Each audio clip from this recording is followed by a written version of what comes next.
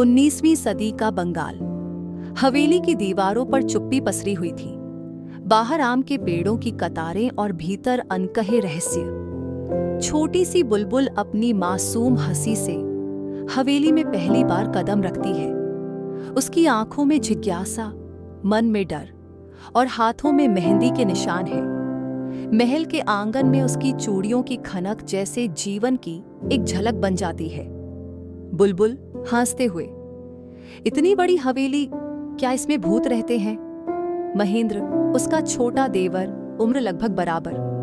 नहीं, पर अम्मा कहती हैं कि पेड़ पर चूड़ियों वाली चुड़ैल रहती है। बुलबुल डर कर, चुड़ैल भी चूड़ियां पहनती है? महेंद्र, हाँ, लाल चूड़ियां, ठीक तुम्हारी जैसी। बुलबुल और महेंद्र में गहरी दोस्ती हो जाती है। हवेली में उनका मासूम प्यार धीरे धीरे मजबूत होता है। लेकिन इस मासूमियत की परछाई में कोई और छिपा है। इंद्रीलाल, बुलबुल का पति, उम्र में कई साल बड़ा। शादी के बाद बुलबुल को समझ में नहीं आता कि वह अब खेल नहीं सकती। अब वो एक बहू है इस पुरानी पितृसत्तात्मक हवेली की। बुलबुल धीरे से, मैं और महेंद्र खेल नहीं सकते। विनोदिनी, इंद्रीलाल की विधवा भाभी, अब तुम बहू हो बुलबुल, तुम्हारी हंसी अब घर की इज्जत बन चुकी है। बुलबुल के चेहरे पर हंसी धीरे धीरे कम होने लगती है। महेंद्र को पढ़ने के लिए लंदन भेज दिया जाता है और बुलबुल इस हवेली की दीवारों में खो जाती है। बुलबुल अपने आप से, मैं अब किसी को प्यारी नहीं लगती क्या? विनोदिनी नरम स्वर में, इज्जत की औरतें कम बोलती हैं बुलबुल, अपने दिल की नहीं सुनती। इंद्रीलाल और विनोदिनी के बीच कोई अनकहा रिश्ता है। बुलबुल को वो एहसास होता है, लेकिन वो कुछ नहीं कहती, बस छत की मुंडेर पर बैठकर तारों को देखती है। इंद्रीलाल रातों को देर से आता है। उसकी आंखों में शक है, और शक के बीज जो मन में बोए जाते हैं वो एक दिन हिंसा बनकर फूटते हैं। इंद्रीलाल गुस्से में, महेंद्र के बिना तू अधूरी क्यों लगती है? क्या तुम दोनों में कुछ? बुलबुल आश्चर्य से, नहीं, वो तो मेरे जैसे ही है, मेरा दोस्त, मेरा भाई जैसा। इंद्रीलाल चीखते हुए, झूठ, उस रात कुछ टूटता है। बुलबुल की चीख हवेली की दीवारों में गूंजती है। उसके पांवों में वो खनक अब नहीं बचती। उसकी हंसी जैसे कोने में बैठकर मर जाती है। महेंद्र विदेश से लौटता है। उसे बुलबुल के बारे में सब कुछ नहीं पता, लेकिन जब वो बुलबुल की आंखों में देखता है उसे खालीपन नजर आता है। महेंद्र, तुम वैसी नहीं हो जैसी तुम थी। बुलबुल मुस्कुराते हुए, शायद अब मैं वही बन गई हूं जैसी तुम हो। कुछ सालों बाद गांव में अजीब घटनाएं शुरू हो जाती हैं। लोग कहते हैं जंगल में कोई है जो मर्दों को मार देता है। कोई कहता है चुड़ैल। विनोदिनी गांव वालों से, किसी ने उसकी चूड़ियां देखी, खून से सनी हुई लाल चूड़ियां। महेंद्र इन घटनाओं की तह में जाना चाहता है। वह अब डॉक्टर बन चुका है और लॉजिक पर विश्वास करता है। महेंद्र, भूत चुड़ैल जैसी बातें मत करो। इस गांव में कोई इंसान है जो ये सब कर रहा है। लेकिन बुलबुल अब पहले जैसी नहीं है। उसकी चाल में कुछ अजीब सा ठहराव है। उसकी मुस्कान रहस्यमयी है और उसकी चूड़ियां अब खनकती नहीं। बुलबुल धीरे से, महेंद्र, अगर चुड़ैल सच में होती तो क्या वो तुम्हें मार देती? महेंद्र हंसते हुए, अगर वो मेरी बुलबुल जैसी होती तो कभी नहीं। लेकिन बुलबुल अब वह बुलबुल नहीं रही जिसे महेंद्र जानता था। गांव के पास के जंगलों में कुछ तो था जो रात के अंधेरे में चलता था, धीरे, चुपचाप और खून से प्यासा। जब तीसरा शव मिला, फटा हुआ चेहरा, फटी हुई छाती और आंखें डर से चौड़ी हुईं, तब गांव वाले समझ गए कि ये कोई सामान्य जानवर नहीं कर सकता। गांव का मुखिया, यह चुड़ैल है, वही चूड़ियों वाली, वो जंगल की रानी बन गई है। बुलबुल अब हवेली की रानी बन चुकी थी। उसका रुतबा, उसकी बात, उसकी मौजूदगी लोगों पर असर करती थी। लेकिन उसके भीतर एक आग जल रही थी जो किसी को दिखती नहीं थी। महेंद्र, जो अब डॉक्टर बन चुका है, गांव लौटा है। उसे बुलबुल की तबीयत, चाल ढाल सब कुछ बदला हुआ लगता है। उसकी आंखों में अब वो मासूमियत नहीं रही, बल्कि किसी गहरे राज की छाया है। महेंद्र, बुलबुल, अब तू पहले जैसी नहीं रही। बुलबुल हंसकर, वक़्त इंसान को बदल देता है महेंद्र जंगल की घटनाओं की तह में जाने की कोशिश करता है। वह पुलिस को लिखता है, लोगों से पूछताछ करता है, लेकिन सबकी निगाहें एक ही ओर जाती हैं, उसी पेड़ की ओर जहां लाल चूड़ियों की छन छन रात को सुनाई देती है। इसी बीच विनोदिनी का रवैया भी अजीब हो जाता है। वो डरती है, कांपती है और कुछ अनकहा सा छिपाती है। विनोदिनी डरी हुई, मैंने देखा है उसे, वो उड़ती है, खून से सनी चूड़ियां और लाल पांवों से चलती है उल्टे कदमों से। महेंद्र हंसता है, लेकिन भीतर कुछ चुभता है। वो बुलबुल को देखता है, उसकी आंखें, उसकी मुस्कुराहट अब पहेली बन चुकी है। रात को जब गांव का एक और पुरुष मरा हुआ मिलता है, वही तरीका, गला कटा, छाती फटी। महेंद्र को विश्वास होने लगता है कि ये कोई इंसान नहीं कर सकता, लेकिन वो फिर भी बुलबुल से सवाल करता है, महेंद्र, तू कुछ जानती है बुलबुल, ये सब क्या है? बुलबुल धीरे से, जानना जरूरी नहीं होता महेंद्र, कुछ बातें महसूस करने के लिए होती हैं। बुलबुल हर रात छत पर जाती है, लाल चांद को देखती है और आंखें बंद कर लेती है। उसकी चूड़ियां अजीब सी चमकती हैं। हवेली के नौकर भी अब उसके पास आने से डरते हैं। फ्लैशबैक में हम देखते हैं, उस रात जब इंद्रीलाल ने बुलबुल को पीटा था तो वह अधमरी हालत में पेड़ के नीचे पड़ी थी। विनोदिनी ने उसे मरता छोड़ दिया था। तभी कुछ हुआ जैसे जंगल ने उसे जिंदा कर दिया हो। एक औरत की आत्मा, जिसे वर्षों पहले मारा गया था, वही उसमें समा गई। अब बुलबुल इंसान नहीं रही, वो न्याय बन गई थी, औरतों पर हुए अत्याचार का बदला लेने वाली एक शक्ति। वो मर्द जो बलात्कार करते, जो औरतों को पीटते, जो उनकी इज्जत से खेलते, उन्हें वो चुनती और मारती, वही बन गई थी लाल चूड़ियों वाली चुड़ैल। बुलबुल अपने आप से, जब इंसाफ नहीं मिलता तब औरत को खुद राक्षस बनना पड़ता है। गांव में डर अब धीरे धीरे लोगों की हड्डियों में उतरने लगा था। रात को कोई बाहर नहीं निकलता, बच्चे झूठ बोलकर रोना बंद कर देते। अगर नहीं सोए तो चुड़ैल आ जाएगी। लेकिन हवेली में अब भी रातें शांति से बीतती, जैसे वहां डर की कोई पहुंच ही ना हो, या शायद डर वहीं से निकलता हो। महेंद्र पूरी तरह जांच में लग चुका था। वह रोज गांव वालों से मिलकर उनके बयान दर्ज करता, मरे हुए लोगों की लाशों की जांच करता, और हर बार एक बात तय होती, हर मृतक पुरुष किसी न किसी अपराध में लिप्त था, खासकर स्त्रियों के साथ। महेंद्र सोचते हुए, ये हत्याएं बेमकसद नहीं है, ये बदला है, एक सोच समझकर लिया गया बदला। महेंद्र की नजरों में अब शक की सुई बुलबुल की ओर घूमने लगी थी, लेकिन फिर भी उसका दिल मानने को तैयार नहीं था कि वही लड़की जो कभी उसके साथ पेड़ों की छांव में खेलती थी, अब लोगों की हत्यारिन बन चुकी है।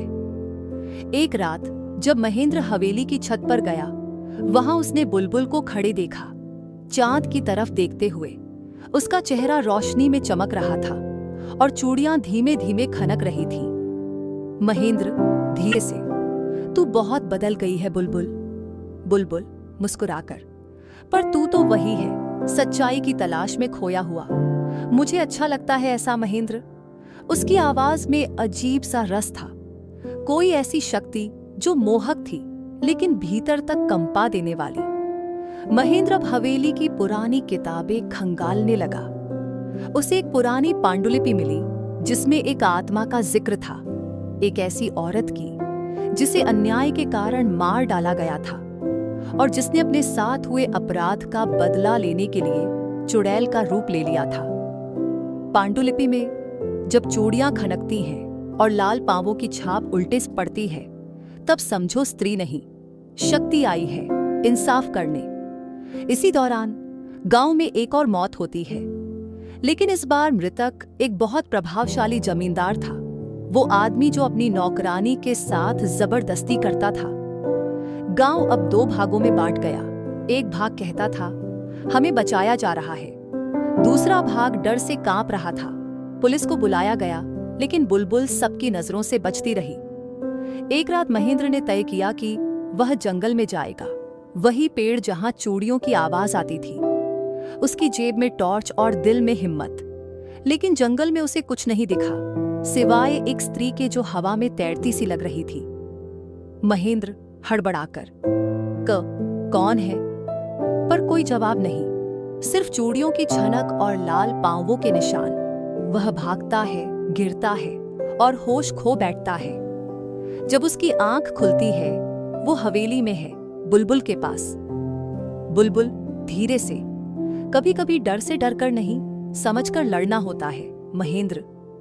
महेंद्र अब साफ जानता है कि कुछ तो है, और वो सब बुलबुल से जुड़ा है। वो अब उसे बदलते देख रहा है, बातों में, आंखों में, हर उस रात में जब बाहर चांद उगता है। विनोदिनी की हालत दिन ब दिन बिगड़ रही थी। उसका मानसिक संतुलन डगमगा गया था। एक दिन वो चिल्लाती है, विनोदिनी, मैंने ही उसे वहां मरने दिया था, मैंने ही बुलबुल को अकेला छोड़ दिया था उस रात। महेंद्र सन्न रह जाता है। अब उसके सामने तस्वीर साफ हो रही थी। बुलबुल सिर्फ एक औरत नहीं थी, वह अब प्रतिशोध थी, अन्याय पर उठी स्त्री शक्ति। वह न्याय करती थी, उस न्याय को जो समाज नहीं दे पाया। लेकिन क्या वह इंसान थी या आत्मा? महेंद्र अब उस बिंदु पर आ पहुंचा था जहां उसका दिल और दिमाग आमने सामने खड़े थे। दिल कहता कि बुलबुल वो बच्ची नहीं रही जो उसे टूटे झूले पर इंतजार करती थी, और दिमाग कहता कि वो कोई इंसान ही नहीं बल्कि एक आत्मा है जिसे रोका जाना चाहिए। पर कुछ भी सिद्ध नहीं था। महेंद्र ने उस रात एक निर्णय लिया। उसने विनोदिनी को सामने बिठाया और धीरे धीरे पूछा, तुमने क्या देखा था उस रात जब बुलबुल को अकेला छोड़ दिया गया था? विनोदिनी कांप उठी। उसकी आंखों में डर और अपराध बोध की झलक थी। विनोदिनी सिसकते हुए, मैंने देखा था ठाकुर मुनि को ऊपर जाते हुए। बुलबुल अकेली थी, मैं जानती थी कुछ गलत होगा, पर मैंने कुछ नहीं किया। महेंद्र का कलेजा बैठ गया। उसका सबसे बड़ा डर अब सामने था, बुलबुल पर अत्याचार हुआ था। अब वह दोहरे बोझ के साथ जी रहा था, बचपन की दोस्त का दर्द और एक रहस्यमयी शक्ति की उपस्थिति। उसने फैसला किया कि वह सच जानेगा, चाहे उसकी कीमत कुछ भी हो। एक रात वह फिर उसी पेड़ के पास गया जहां पहले वह होश खो बैठा था। वहां उसे वही चूड़ियों की छनक सुनाई दी, लेकिन इस बार वह पीछे नहीं हटा। एक स्त्री आकृति सामने आई। उसका चेहरा धुंधला था, पर उसकी आंखें, वे वही थीं जिन्हें महेंद्र जानता था। महेंद्र धीरे से, बुलबुल? आवाज, अब मैं बुलबुल नहीं हूं महेंद्र, मैं वो हूं जो औरतों के लिए उठी है, मैं इंसाफ हूं। महेंद्र अब समझ गया कि बुलबुल की आत्मा अब किसी एक शरीर तक सीमित नहीं रही। वह शक्ति बन चुकी थी, वो शक्ति जो उन मर्दों के लिए मौत थी जिन्होंने औरतों को केवल एक वस्तु समझा था। बुलबुल के चेहरे पर दर्द और मुस्कान दोनों थे। वह महेंद्र से कहती है, मैं मर गई थी उस रात, लेकिन अब मैं हर उस स्त्री की आवाज बन गई हूं जिसे चुप करा दिया गया था। महेंद्र समझ गया कि उसे अब बुलबुल को रोकने का अधिकार नहीं, बल्कि उसकी रक्षा करने का कर्तव्य है। गांव में अब आखिरी झटका बचा था, वही ठाकुर मुनि जो वर्षों पहले बुलबुल पर अत्याचार कर चुका था। वह अब बूढ़ा था, कमजोर, लेकिन उसका अपराध आज भी जिंदा था। बुलबुल की आत्मा अब उसके सामने थी। महेंद्र ने यह महसूस किया कि यह आखिरी निर्णय की रात है। ठाकुर मुनि भागता है, डरता है, अपने ही पापों से घबराकर हवेली में छिप जाता है, लेकिन बुलबुल की शक्ति उसे ढूंढ लेती है। महेंद्र वहीं खड़ा होता है और पहली बार वह कुछ नहीं करता, न रोकता है, न भागता है, केवल देखता है जैसे किसी न्याय की सजा पूरी हो रही हो। ठाकुर मुनि की चीख हवेली में गूंजती है और फिर सब शांत हो जाता है। उस रात के बाद बुलबुल की आत्मा किसी को नहीं दिखती। महेंद्र अब अकेला है, लेकिन उसकी आत्मा शांति में है। वह जानता है कि बुलबुल अब मुक्त है। गांव में हत्याएं रुक गईं, डर घटने लगा, लेकिन हवेली की छत पर आज भी चूड़ियों की धीमी छनक सुनाई देती है, जैसे कोई स्त्री वहां खड़ी है, चांद की ओर देखकर मुस्कुरा रही हो। महेंद्र की आंखें सुबह के धुंधले उजाले में खुली। हवेली की छत पर अब कोई नहीं था, पर जैसे कोई साया अभी भी वहीं टिका हुआ था। वह जानता था कि बुलबुल अब मुक्त हो चुकी है, मगर हवेली की दीवारों में उसकी यादें अभी भी सांस ले रही थीं। महेंद्र ने फैसला किया कि अब वह इस गांव को छोड़ देगा। यहां अब कुछ नहीं बचा था। उसकी दुनिया बुलबुल के साथ ही समाप्त हो गई थी। गांव वालों को धीरे धीरे बुलबुल की सच्चाई का एहसास होने लगा था। पहले वे उसे डायन कहते थे, अब वे उसकी कहानी में न्याय की झलक देख पा रहे थे। कुछ औरतें तो अब हवेली के पास फूल चढ़ाने लगी थीं, जैसे बुलबुल कोई देवी हो।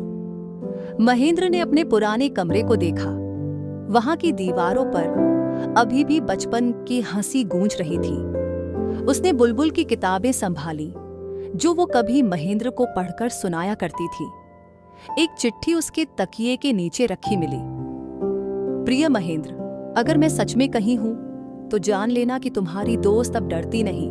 मैंने अपने डर को आग बना लिया है, और वह आग अब हर औरत की आंखों में जल रही है। तुम जैसे लोग इस दुनिया की आखिरी उम्मीद हो।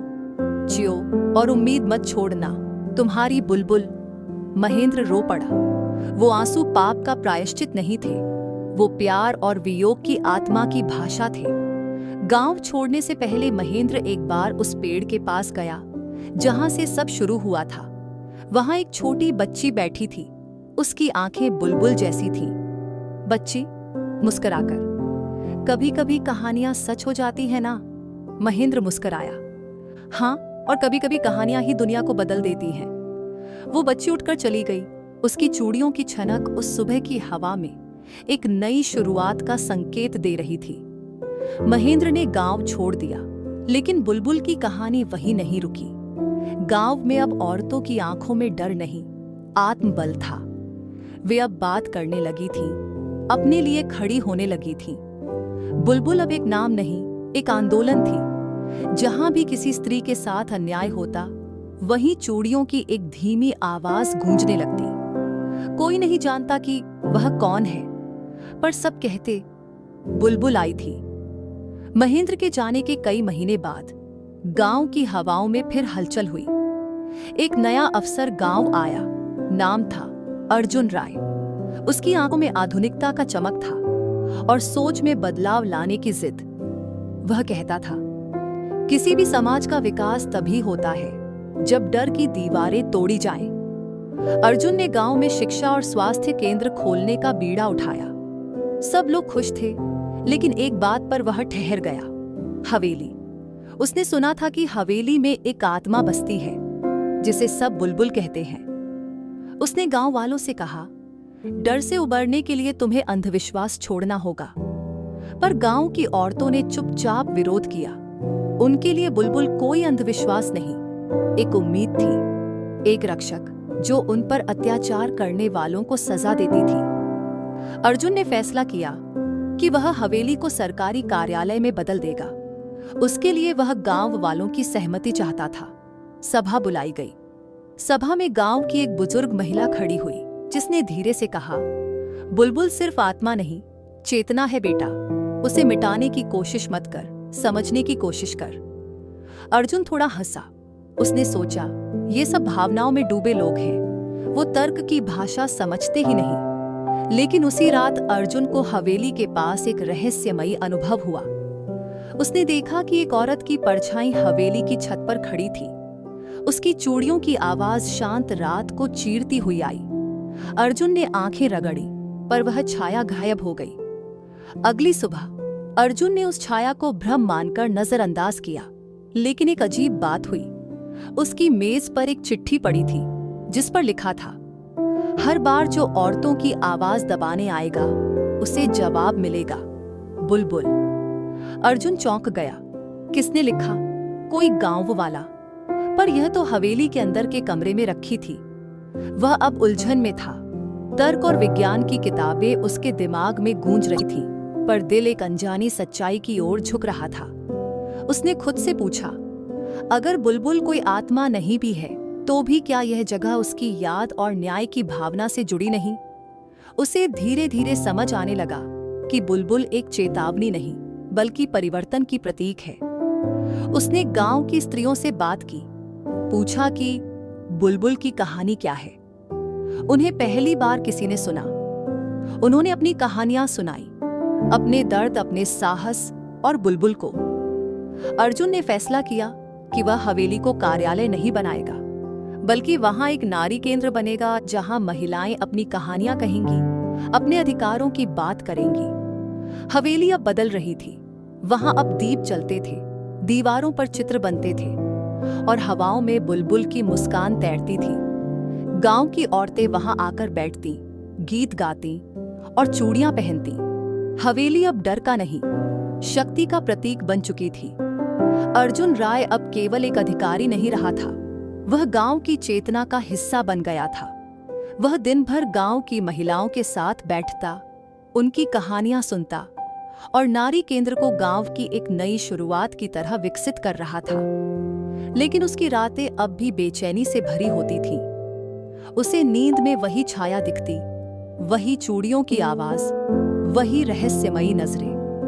एक रात जब चांदनी गहरी थी, अर्जुन को लगा जैसे हवेली उसे बुला रही है। वह बिना किसी को बताए वहां पहुंचा। हवेली के भीतर कदम रखते ही उसे लगा जैसे वक्त उलट रहा हो। दीवारें पुराने स्वर गा रही थीं, बुलबुल की। अचानक उसे एक पुराना संदूक दिखा जो दीवार में छिपा हुआ था। उसने उसे खोला। भीतर कई पुरानी चिट्ठियां थीं, बुलबुल की लिखी हुई। इन चिट्ठियों में बुलबुल का दर्द नहीं था, बल्कि उसकी चेतावनी थी। उसने अपने पति, ससुर और गांव के कुछ पुरुषों के अन्याय की कहानियां दर्ज की थी। लेकिन सबसे अंत में एक पत्र था जिस पर लिखा था, मेरे बच्चे के नाम। अर्जुन के हाथ कांप गए। चिट्ठी खोली। अगर तू कभी बड़ा होकर इन दीवारों तक लौटे तो जान ले बेटा, मैं तुझसे डरकर नहीं गई थी। मैं तुझे बचाने के लिए चुप रही। मैं नहीं चाहती थी कि तू जान ले कि तेरी मां के साथ क्या हुआ। लेकिन अब समय है, तू जान, मैं बुलबुल हूं। अर्जुन की सांसें थम गईं। उसे विश्वास नहीं हुआ। क्या बुलबुल उसकी मां थी? उसने अपने पिताजी की पुरानी चिट्ठियां खंगालनी शुरू की, जिन्हें वह हमेशा दूर रखता था। और वहीं उसे एक पत्र मिला जिसमें लिखा था कि अर्जुन को गांव से दूर रखने का फैसला बुलबुल ने ही लिया था, ताकि वह उस माहौल से सुरक्षित रह सके। अर्जुन रो पड़ा। वह जिस आत्मा को प्रतीक मान रहा था, वह उसकी मां थी, जो केवल न्याय की प्रतीक नहीं, ममता की देवी भी थी। अब अर्जुन का मकसद बदल गया था। वह अब न सिर्फ गांव बदलना चाहता था, बल्कि बुलबुल की कहानी को दुनिया तक पहुंचाना चाहता था।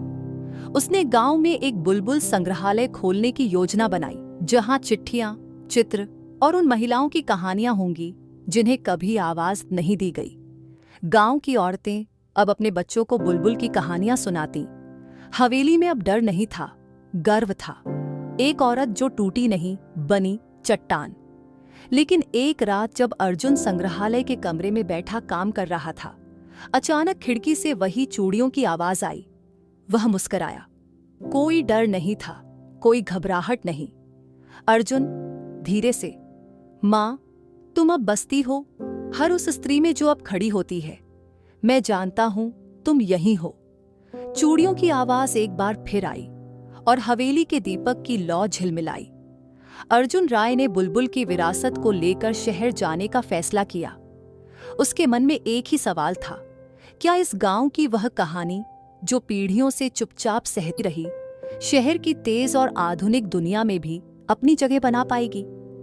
क्या बुलबुल की आवाज उन ऊंची ऊंची बिल्डिंगों के बीच गूंज पाएगी, जहां लोग अपने अपने काम में इतने व्यस्त हैं कि वे अपने आस-पास की आवाजें तक सुनना भूल गए हैं? शहर पहुंचा तो अर्जुन ने सबसे पहले एक प्रकाशन कंपनी से संपर्क किया, जो सामाजिक मुद्दों पर किताबें और डॉक्यूमेंट्री बनाती थी। उन्होंने उसकी कहानी सुनी और कहा, यह एक बहुत ही अनोखी और प्रभावशाली कहानी है, पर शहर में इसके लिए जागरूकता कम है। हम इसे डिजिटल मीडिया के जरिए बेहतर तरीके से प्रस्तुत कर सकते हैं। अर्जुन ने सहमति जताई।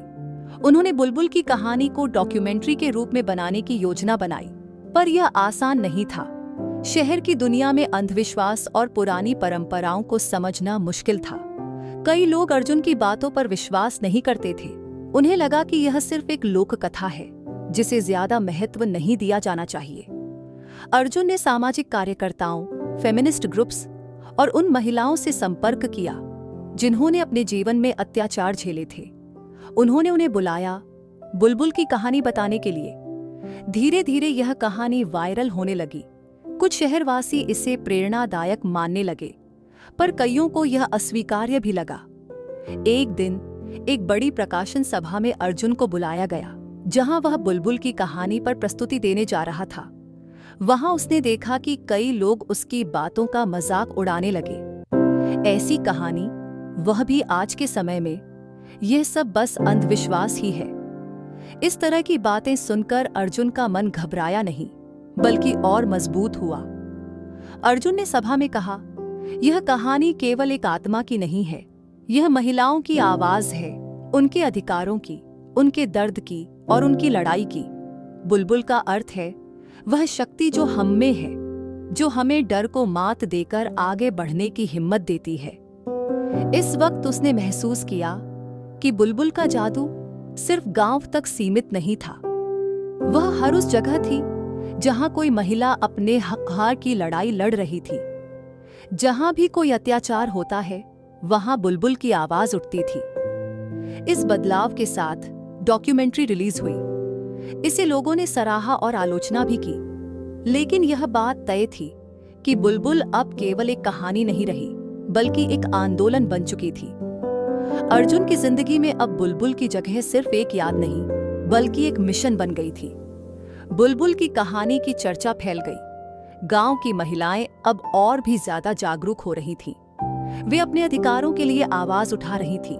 पहले जहां वे चुप्पी साधकर झेलती थीं, अब वे खुलकर अपने दर्द और संघर्ष को साझा करने लगी थीं। अर्जुन ने देखा कि बुलबुल की कहानी एक तरह से गांव की महिलाओं के लिए शक्ति और उम्मीद की किरण बन गई थी। शहर में भी इस कहानी का असर था। सामाजिक संगठन और एक्टिविस्ट्स ने बुलबुल के नाम पर कई कार्यक्रम आयोजित किए, जिससे महिलाओं में आत्मसम्मान और आत्मविश्वास बढ़ा। स्कूलों में भी बुलबुल की कहानी पढ़ाई जाने लगी। धीरे धीरे पुरानी सोच में बदलाव आने लगा। लेकिन हर बदलाव के साथ चुनौतियां भी आती हैं। गांव में अभी भी कुछ लोग ऐसे थे जो इस नई सोच को स्वीकार नहीं कर पा रहे थे।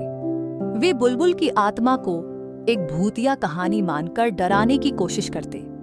वे चाहते थे कि महिलाएं फिर से चुप रहें और पुराने तरीकों पर चलें। एक दिन गांव में एक विवाद हुआ, जिसमें कुछ पुरुषों ने महिलाओं की सभा को रोकने की कोशिश की। उस दिन अर्जुन भी था। उसने समझाया कि बदलाव आवश्यक है और महिलाएं अब अपनी जगह बनाने लगी हैं। यह लड़ाई केवल एक परिवार की नहीं, बल्कि पूरे समाज की थी। इसी बीच हवेली में भी कुछ अजीब घटनाएं होने लगी। चूड़ियों की आवाजें फिर से सुनाई देने लगीं, पर इस बार वे डराने वाली नहीं थीं। वे एक तरह की चेतावनी और सुरक्षा की भावना लिए थीं। अर्जुन और गांव के लोग महसूस करने लगे कि बुलबुल की आत्मा अभी भी अपने घर की रखवाली कर रही है। अर्जुन ने एक आयोजन किया, जिसमें गांव की महिलाएं और पुरुष एक साथ आए।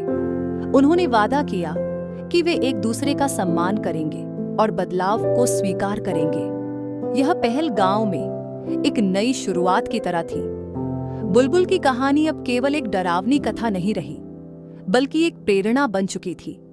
उसकी आत्मा ने गांव को बदल दिया था और उसकी विरासत को आगे बढ़ाने के लिए नए सफर की शुरुआत हो चुकी थी। अब समय था बुलबुल की पूरी कहानी का समापन करने का। गांव में जो बदलाव आए थे, वे केवल शुरुआत थे। अर्जुन ने महसूस किया कि असली लड़ाई तो अभी बाकी थी। समाज की पुरानी सोच, जड़ता और भेदभाव को तोड़ना। बुलबुल की आत्मा ने गांव को जागरूक कर दिया था, लेकिन इसे बनाए रखना और आगे बढ़ाना अब अर्जुन और गांव की महिलाओं की जिम्मेदारी थी। अर्जुन ने गांव में महिलाओं के लिए शिक्षा और रोजगार के अवसर बढ़ाने की पहल की। गांव के पुरुषों को भी जागरूक किया गया कि वे अपनी बेटियों, बहनों और पत्नियों का सम्मान करें। धीरे धीरे गांव की तस्वीर बदलने लगी। बुलबुल की हवेली अब केवल एक डरावना मकान नहीं रही, वहां पर एक छोटा सा संग्रहालय बन गया था, जहां बुलबुल की कहानी, उसकी चूड़ियां और गांव की महिलाओं की कहानियां रखी गई थीं।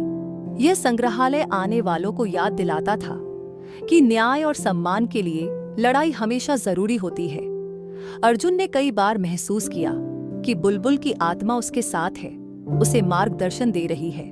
वह जानता था कि बुलबुल केवल एक व्यक्तित्व नहीं थी, बल्कि उन सभी महिलाओं का प्रतीक थी जो अत्याचार के खिलाफ उठ खड़ी हुईं। समय के साथ गांव के लोग बुलबुल को सम्मान देने लगे।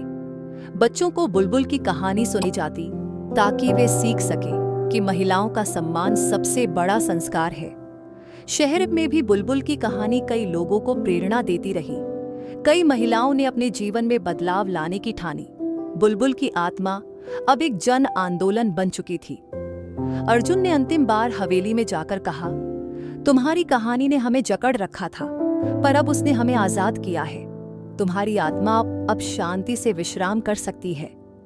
चूड़ियों की वो नर्म आवाज फिर से आई, जैसे बुलबुल मुस्कुरा रही हो। हवेली के पुराने दरवाजे हल्के से बंद हुए। बुलबुल की कहानी खत्म हो गई थी, लेकिन उसका संदेश हमेशा जिंदा रहेगा कि हर महिला के अंदर एक बुलबुल है जो अपने अधिकार के लिए लड़ सकती है, डर को मात दे सकती है और न्याय की राह पर चल सकती है।